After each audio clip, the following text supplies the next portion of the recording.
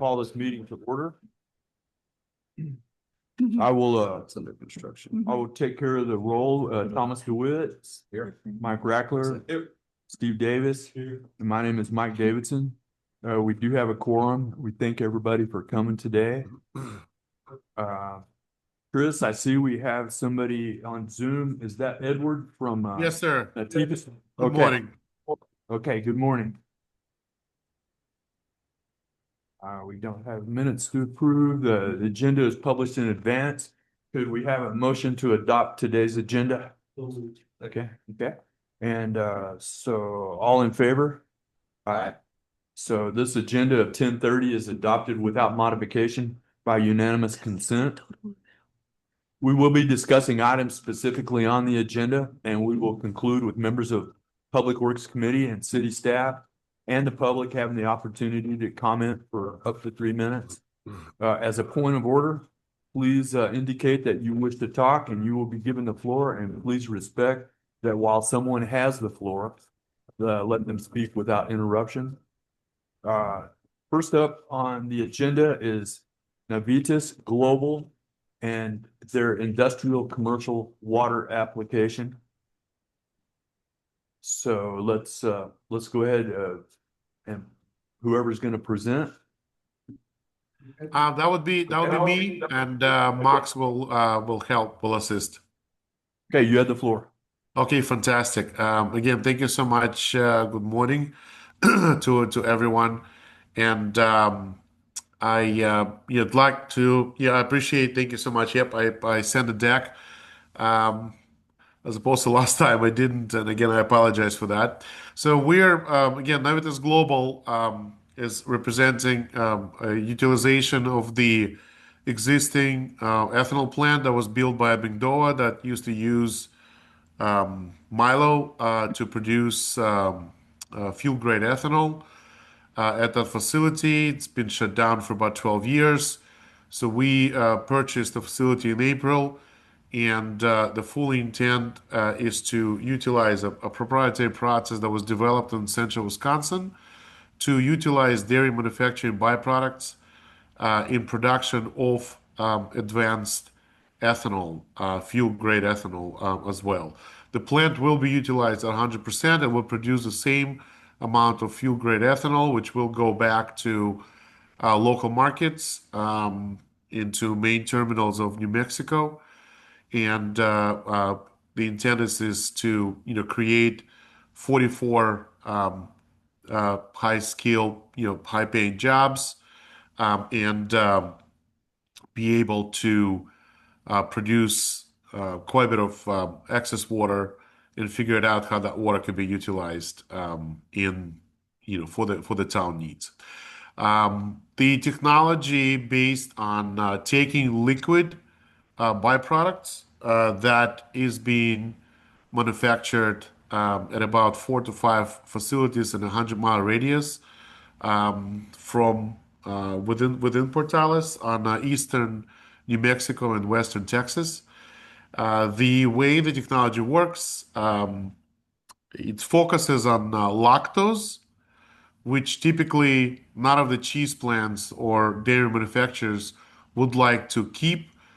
They would like to separate as much of that lactose as possible and haul it out while retaining the most important part for the dairy, which is proteins and fats. This is their revenue, and lactose is not. So typically, they would use several mechanical techniques to remove and to concentrate to some degree of that byproduct.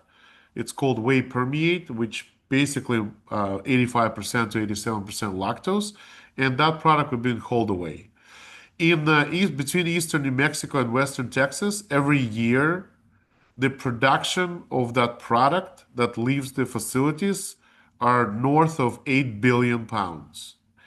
Our process and our plant is capable of producing at the maximum capacity, capable of taking about 2.5 billion pounds of this product per year.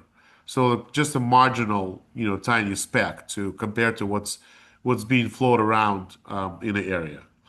The way it works, you may know potentially how previous plant was working. They were taking grain and dry product, which had to be milled at the plant, crushed, milled, enzyme treated, and then fermented and distilled.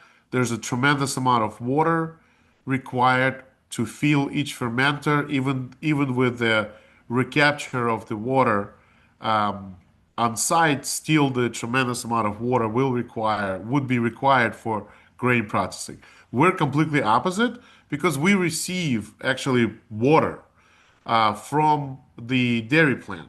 And typically, when the water leaves dairy plant, it's been pasteurized. So we receive pretty much pasteurized water that contains about 26% solids, out of which 85 to 87% is lactose.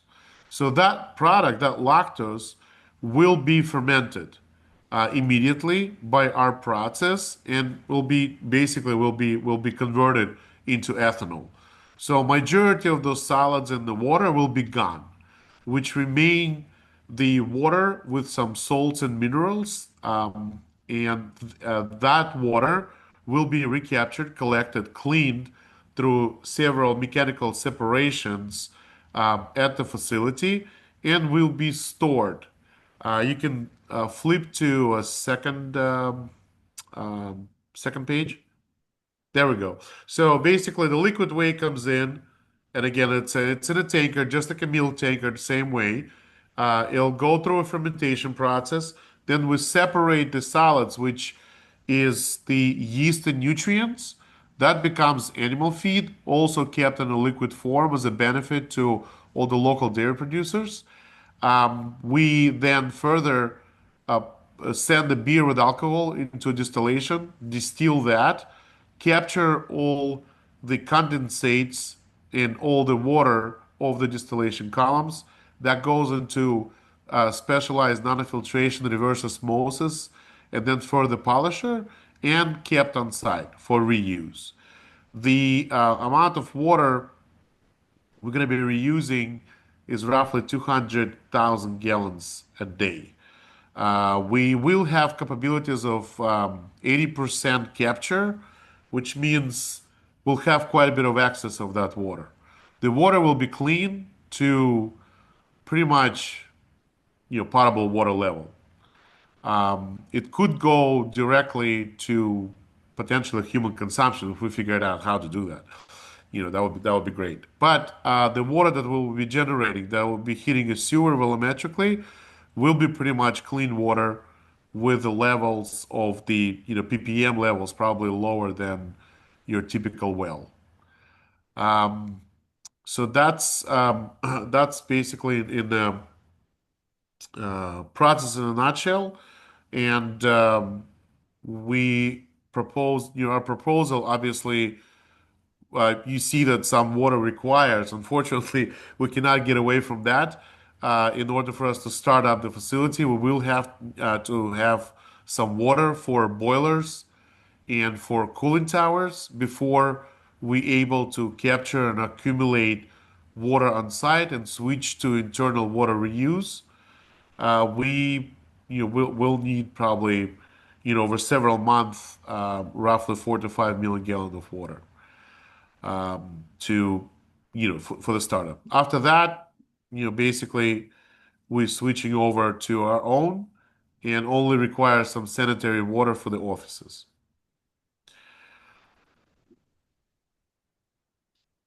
Any questions? Yes, sir, if you don't mind, Mike. Go. Okay. First question is, real concerned about the phrase you used, pretty much clean. That's not sufficient for me to hear pretty much clean.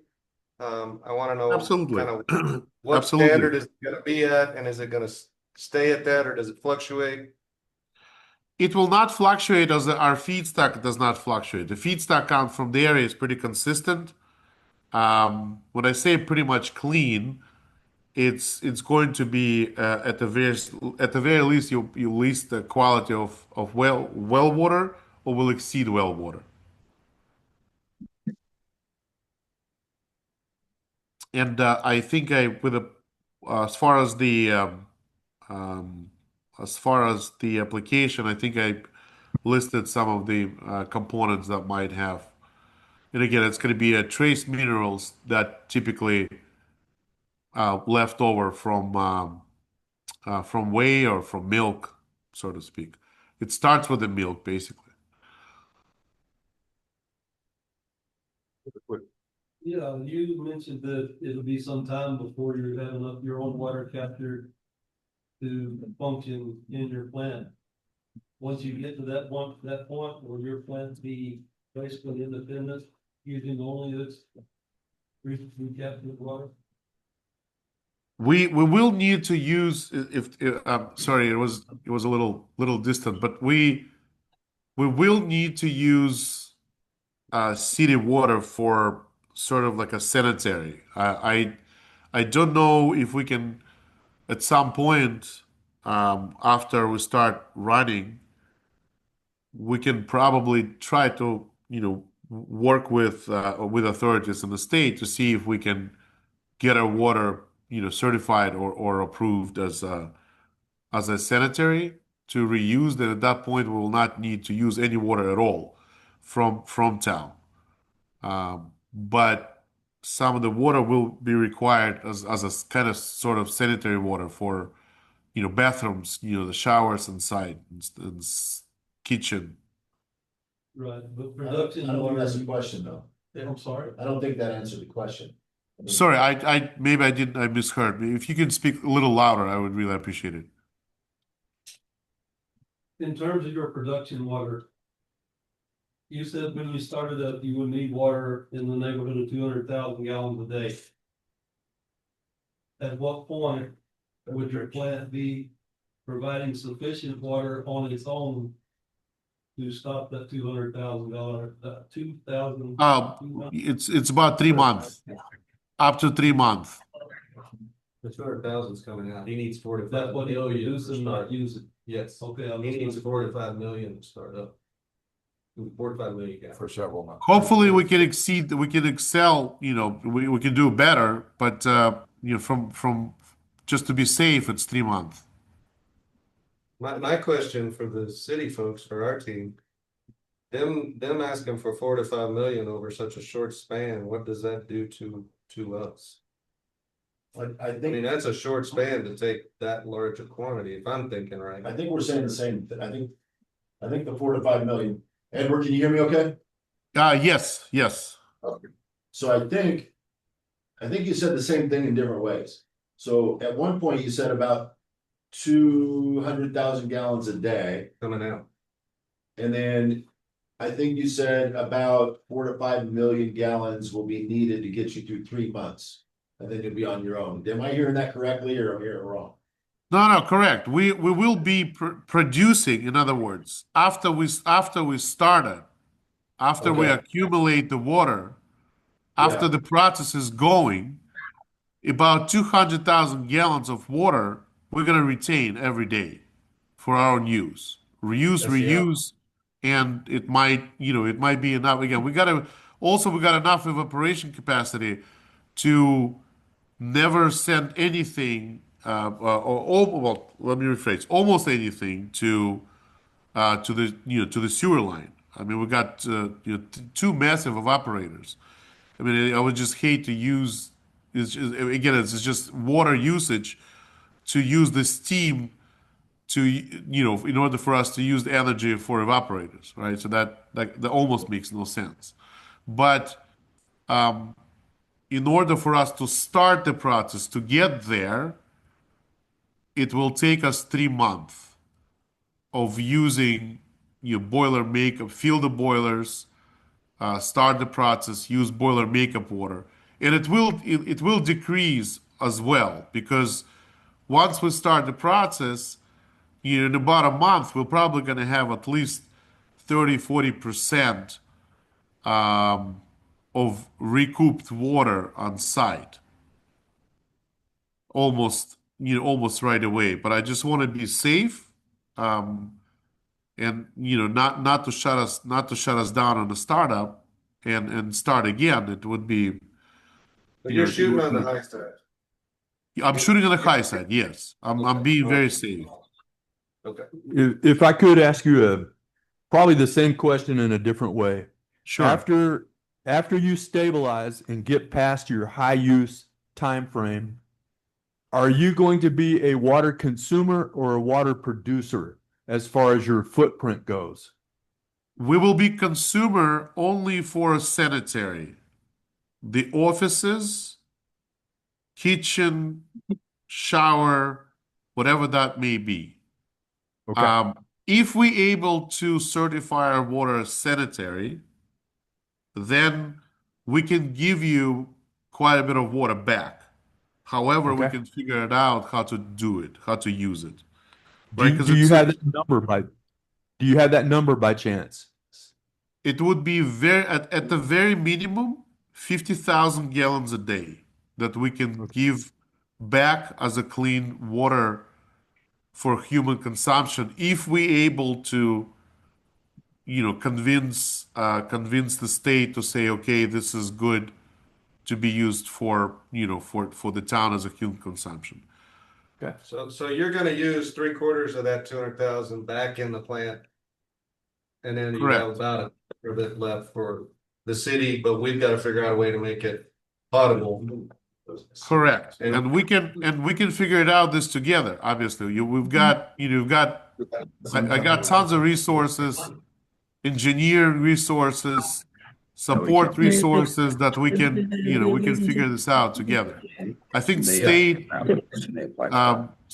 offered quite a bit of financial resources as well for municipalities, for towns to to make that happen.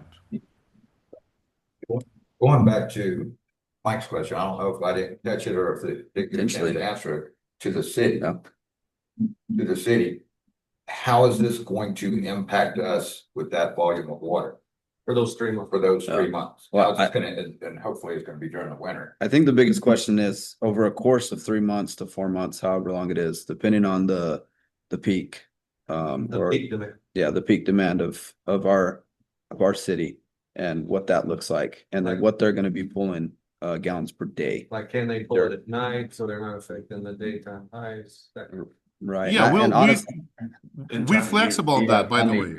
We can work out on the program how to do this, right? Because we have 2 million capacity on site because we're not going to be using all fermentation tanks on site. We're only going to be using 4 active fermentation tanks that leave us with 6 200,000 gallon tanks, right? Which used to be used for that. So we able to feel and retain.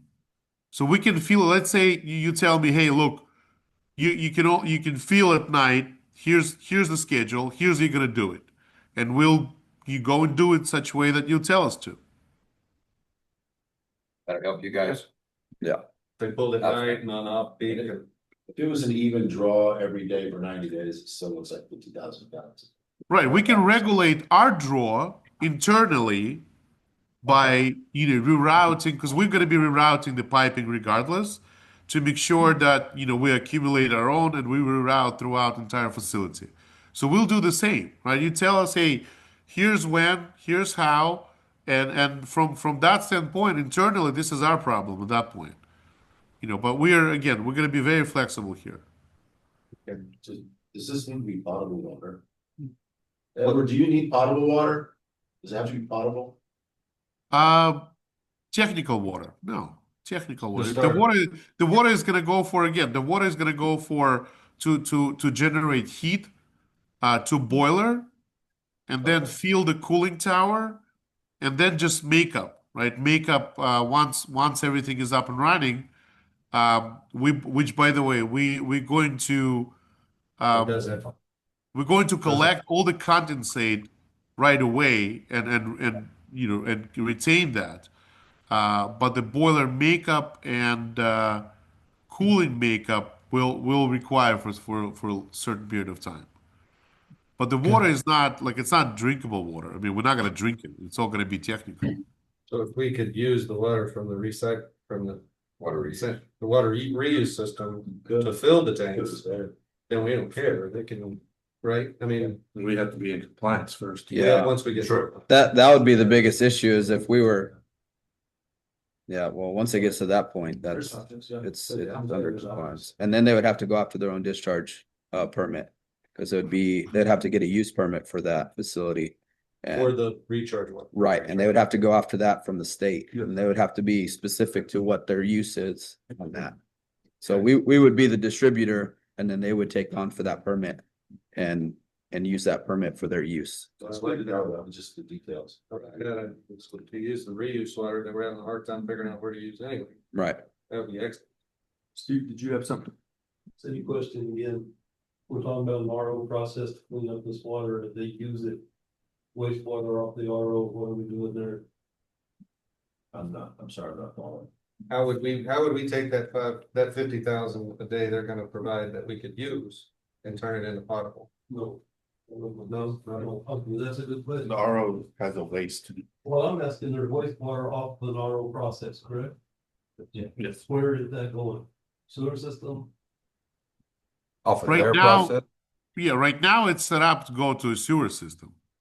Okay. Okay. What's that gonna do with our sewer system? Yes, I'm- yeah, that's, I mean, honestly, we're capable of taking. I mean, an additional, 400,000 gallons, what we're getting from DFA right now. So, I mean, we could talk with them and see what that looks like. The problem with it is we have to have organics come to the plant. So is that gonna be the issue? We wouldn't know until, we receive that wastewater and then. The water was too clean. It could cause It some should not be any organics. By the way, so we also which actually you mentioned, so Bless you. maybe there's an opportunity that we can work off some of the DFA water. If it's clean enough, maybe instead of taking from you, maybe we can take it from them. These are good questions because if the water's too clean, it's not gonna be a showstopper. I don't think, and we have to work through these things, we'll have to take a look at the outcomes. But Right, so if it- reverse osmosis, the way reverse osmosis is set up, depending on how, depending on the pressures, obviously, and flow, we can regulate the retention of minerals in the water. If there's more minerals required, for example, right, we can go as far as zero water. Obviously, it's not the great beneficial water for that, but if there's certain minerals requirements, we can easily achieve that. I think that both agencies will have to work together to figure out what we do with that water as wastewater. And where I was gonna go is if the water is too clean, I mean, that's not a bad problem. Unless we're putting it into the influent, which could cause some problems with the leading biologicals.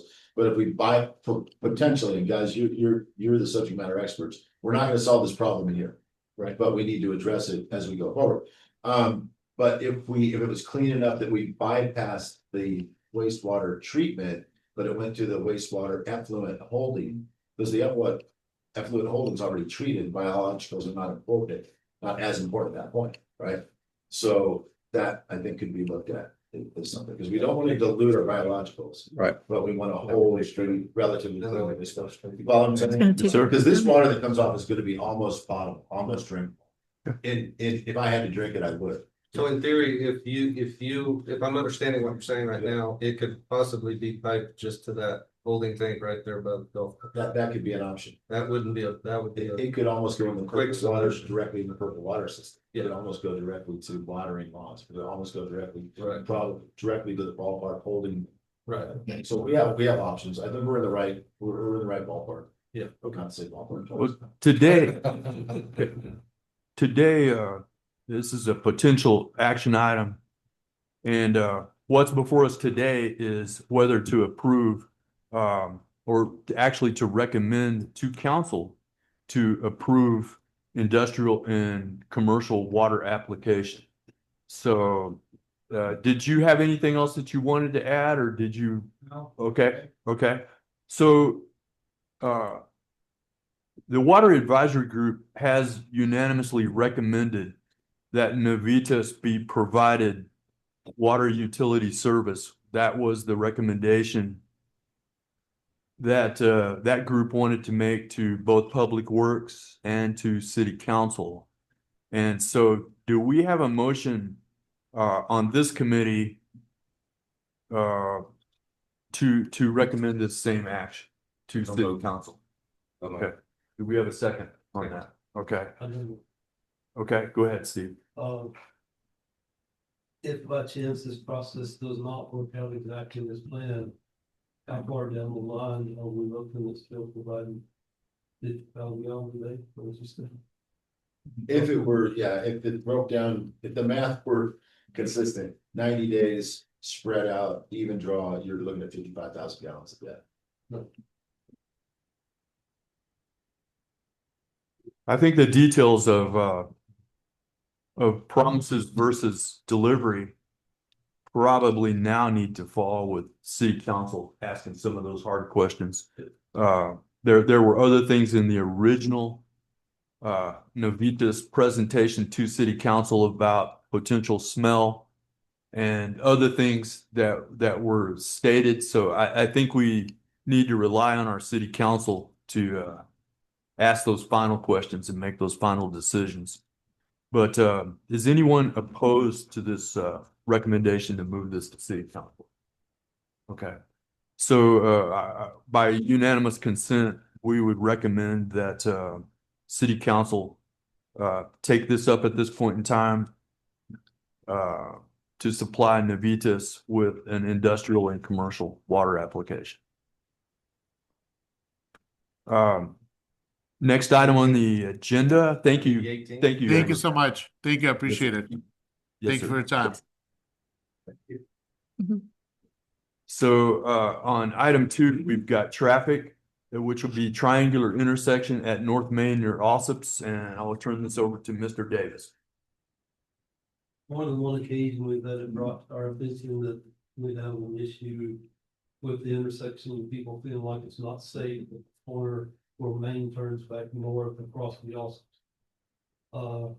Doing some other research, I've been across the clear site triangle and requirements for city property on setbacks and heights of fences and that type of thing.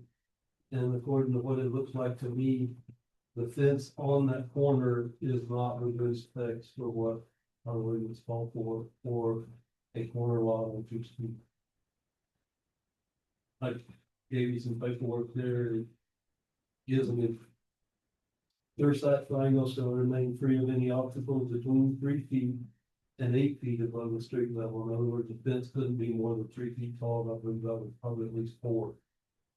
So 20 feet from the corner pin back both directions would have to be 3 feet more or less.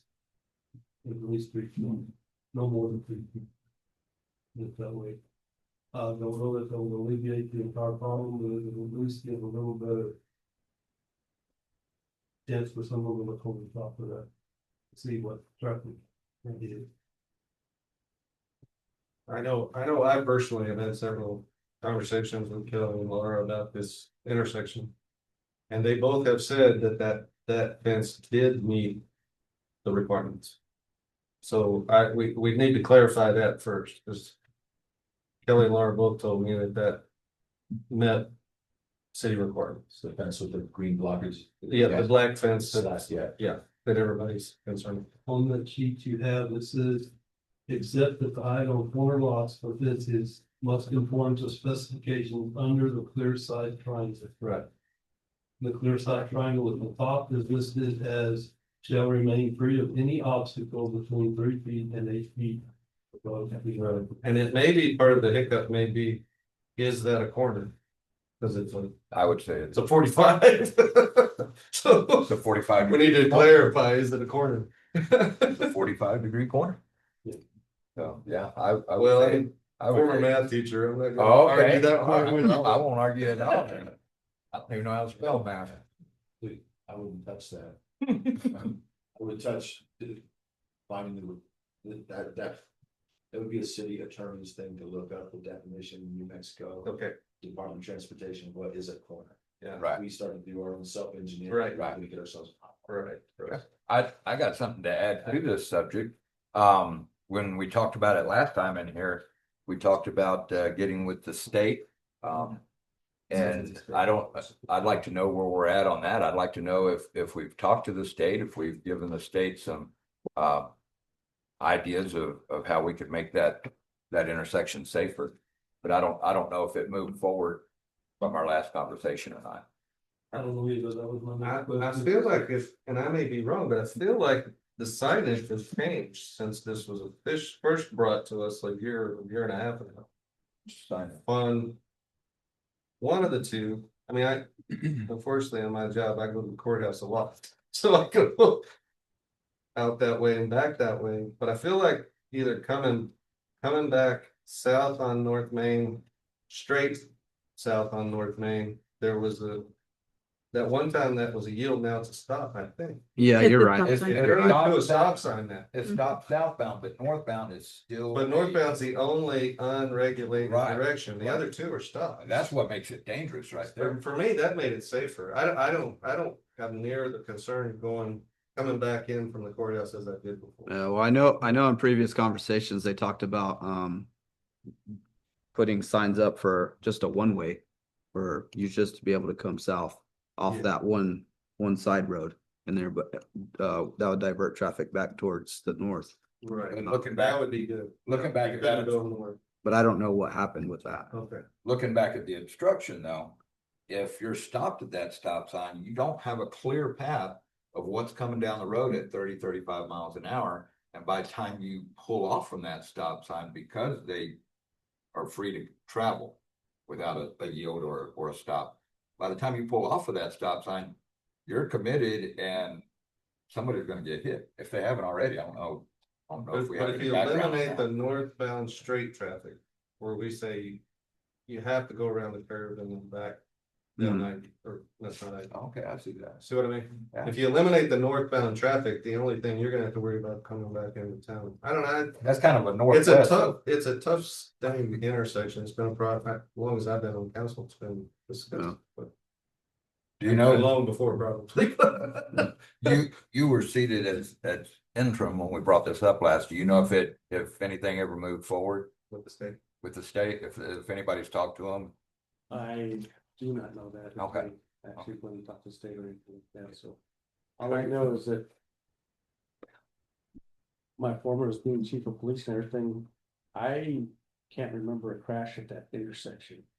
So, y'all say it's dangerous, but at the same time, Where's the data? where's the Yeah, data? it's- But I do yeah. get where the fencing and all that is, maybe the point is we get an engineer out there to actually look at it and get recommendations from an engineer that thinks this is what we should do.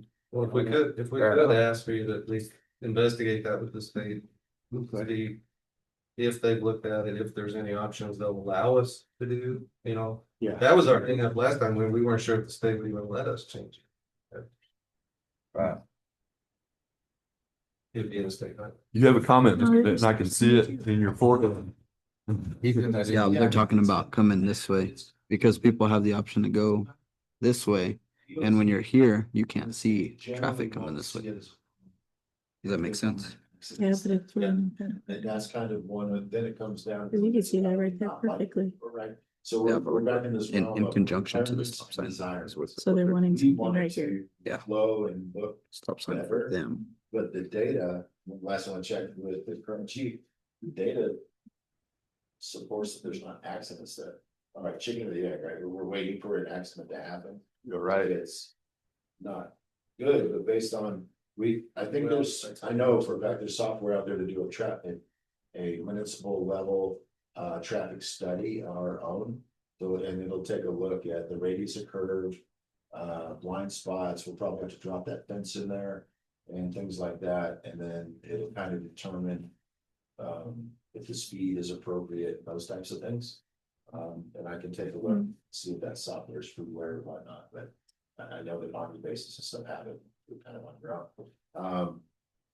But unfortunately, in things like this with DOT generally, there's no accidents that say that that's the problem.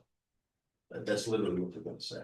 I I don't know do, how long it took to get the stoplight up. at Yeah. Walmart, so. and I do think that there's a greater concern now since that fence has gone up.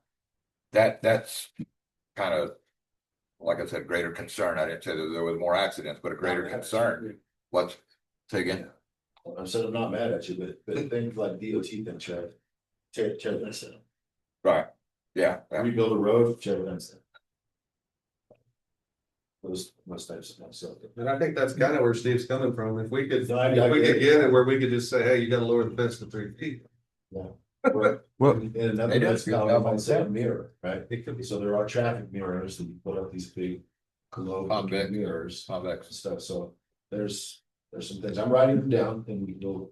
Let's leave that at that, is that, investigate from the anything? city, and I have full confidence since Steve brought this, to the plate, that he's gonna dig into it further as well. And maybe we can find out what we can or can't do. If we can't do anything from the state level, there's no point doing anything but arguing with them, so. Well, everything I'm talking about here is city level, has nothing to do with state. Okay. This is according to our ordinances, our setbacks. Okay. And we may need to talk to legal to see how this definition works out. Well, But it says points 20 feet distant from the intersection, which will be their pin at their corner of the property lines on the corner lot, right? Well, If it's an intersection, it's gonna qualify for a corner 20 feet back both ways, will not be higher than 3 feet. Advantage Portales, we have a legal counsel right on staff, so let's hand them this paper and get their opinion on it at their leisure. You know, see what they do say, see if it's something that we could control inside our own boundaries. Okay, there's no further discussion on that. I'm gonna move on to the next item, which be item 3.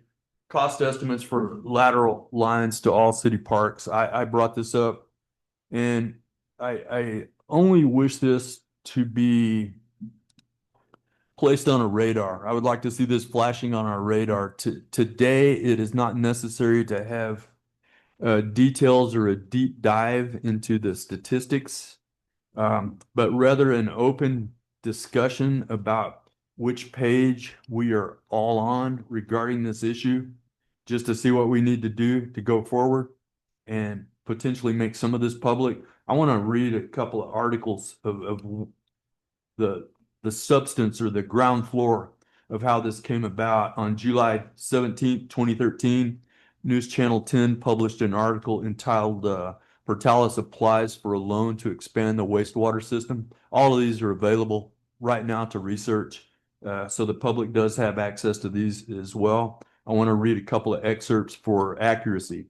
The $27 million zero interest loan from New Mexico Environment Department will be repaid through wastewater revenues, which the city has proactively been raising by about 5% a year since 2007, specifically to fund this project. The council has been increasing rates over the past few years to go ahead and build a reserve to pay those, and we'll continue to look at that as we go forward, said City Manager Doug Redmond. We don't fully anticipate the project costing the whole $27 million. We have been authorized for a $27 million loan, but hopefully will come in a lot less than that. On March 18th, 2014, the Eastern New Mexico News published the following article, again excerpts. The Portales City Council moved the city's new wastewater treatment plant forward Tuesday by approving an award of bid contract for the construction of a $27 million wastewater project to RMCI Incorporated of Albuquerque. Public Works Director John Deshay expects the group to break ground on the project shortly after their pre-construction meeting in April. The project is expected to take 14 months to complete.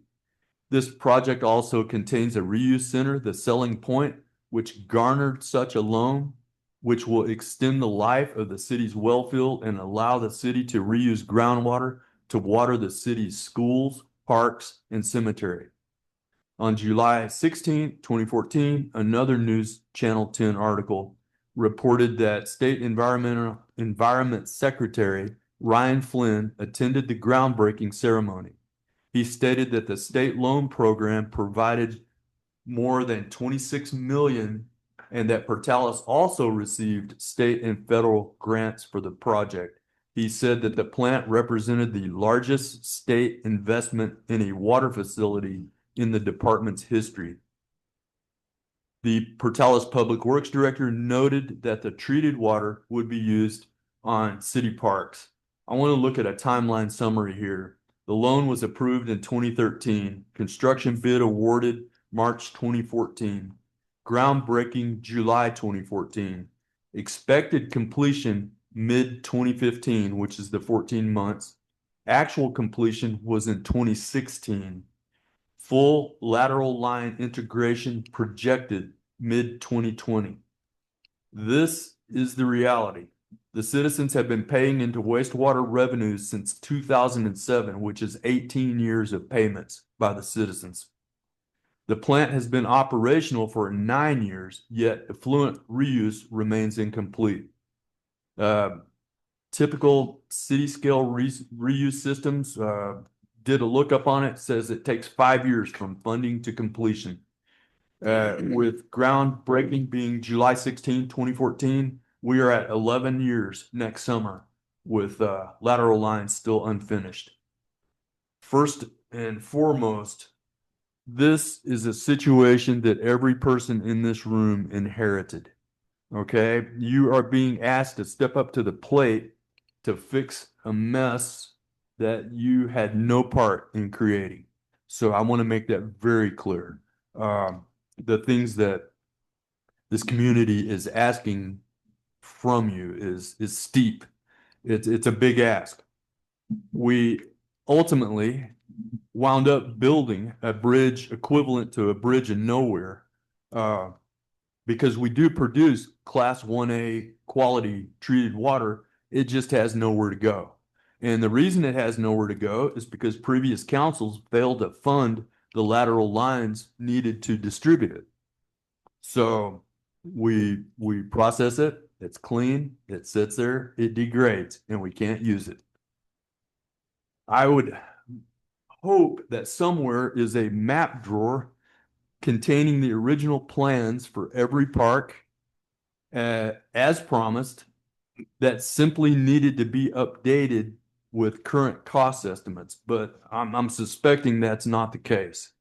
And I just want to put this issue back on the radar that we need those plans and we need the updated cost estimates so that we can seek that additional funding and finally complete this project as it was originally intended and promised. And even if those estimates are not engineer worthy, even if they were just an idea. So with that, I'll go ahead and open this up for discussion from all parties. Okay, I'll go ahead and go first. So recently, Ms. Flores, is working on the, what's the TAP name? You recall? TAP technical assistance funding. Okay. So, New Mexico Environmental has a TAP program where they will, provide us at low or no cost, which I think is no cost. No, this is the Water Trust Board. Is it Water Trust Board? Okay, Right. cool. So at no cost, engineering for, the preliminary, the P, was it the PR? Preliminary engineering reports that would update or provide cost estimates. Some of the projects that we put in there in this first look, and they're crunching on it, and we're within the month. So they said they could turn it around in a month and give us some ideas. That month has been taken away for a couple of weeks now. So 4 projects off the top of my head that we've asked them to do was a PER for replacing the headworks on the wastewater treatment plant. That needs to be done. It's fatiguing. But anybody going out of the wastewater treatment plant tour today, I'm very excited about showing you the stuff out there. So that's cool. But anyway, we're gonna look at replacing the key components on the headworks. And then dredging if necessary. We gotta measure the sludge levels in the effluent holding pond and then apply to get rid of the sludge. They're looking at how to do that. There's some repairs that need to be done or enhancements on the effluent pond. They're looking at that. And then I readdressed them and added one task to that task order, and that was to look at the connection lines for the park cemeteries. I don't know if I told them schools or not, I have to relook that. But it's in the works right now. A good part of what you just asked about for connecting the distribution lines. They're working on that PER for that right now. So we're about 2 weeks into a 4 or 5 week turnaround. Does that sound about right? Just about. So we should see something within a few weeks on their first look on that. That's fantastic news. And that's exactly what I was looking to see, just where we are, because it appears that the only thing that's going to solve so many of these problems is money and more money. So if we need to start asking for it, we definitely have to have those ducks in a row. Yeah, I'm not disagreeing with that. You're spot on. The fact that we are up against some, we don't have NOVs right now, but we have some non-compliance issues. Those issues help us actually get money. And so it's not a great place to be, but it does help us get money, and it helps us get free assistance. And that's kind of what we're working on right now. But we're excited about seeing what they're going to provide in the next few weeks. Absolutely. Now, that being said, we jumped a month or two back, or right after Cambria Town Center team were up here, in September. So we actually have like 3 engineering firms working on some of this. We're gonna have to cut 2 of them loose, but about 3 agencies are working on some of the same stuff at the same time. We don't know anybody right now, but it's being worked. And that was one of the concerns is that I get the feeling that the wastewater is improving as we go along. And I would hate to finally get some of those issues solved and still not have anywhere to go with it and wind up right back in the same spot we started at. Yeah, so I would argue that we're kind of there. Okay. If you go to the effluent pipe coming out of what works the water. Okay. Now, that doesn't speak to what's in the water, but it's actually, I encourage anybody who can be there. Yeah. Can you go ahead and make that announcement while you're on that subject of where they meet, what time, and Yeah, so 1 o'clock, what's the address out there? It's 683 South Roosevelt Road, Q&A. The pond is. It was put on all socials, the radio, press releases, and webpage. Okay. And so there'll be a comprehensive tour between 1 and 3 o'clock to take you through the. And I think they're even gonna test water while you're there, so they'll test the samples while you're there and show you the test against the standards. It's really impressive. excellent. Does anybody have anything you want to add to this? You nailed it. Okay. Move on to item 4. Let me preface this.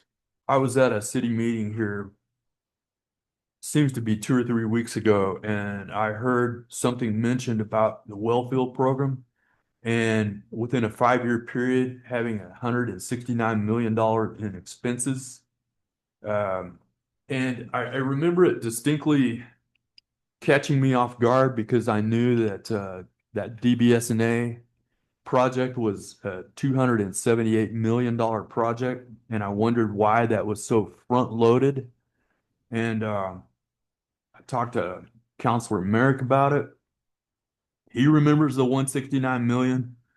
I did not realize, but when I went back to find this number, I cannot find it anywhere. I have combed the minutes. I have listened to your speech no less than 5 times, and I don't know where that number is coming from at this point in time.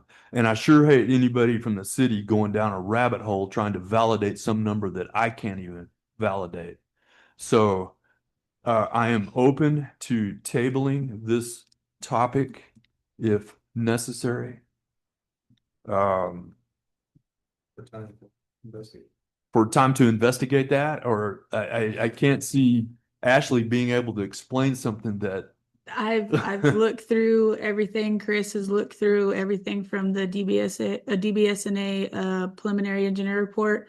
That number, I don't know where it's coming from, unless it was just, projects added up together in regards to possibly being that much, but even then, with the 278 million, that's, with a 20-year project, with building all the wells and, all the transmission line booster stations and everything that was needed to be able to proceed with the 79 new wells.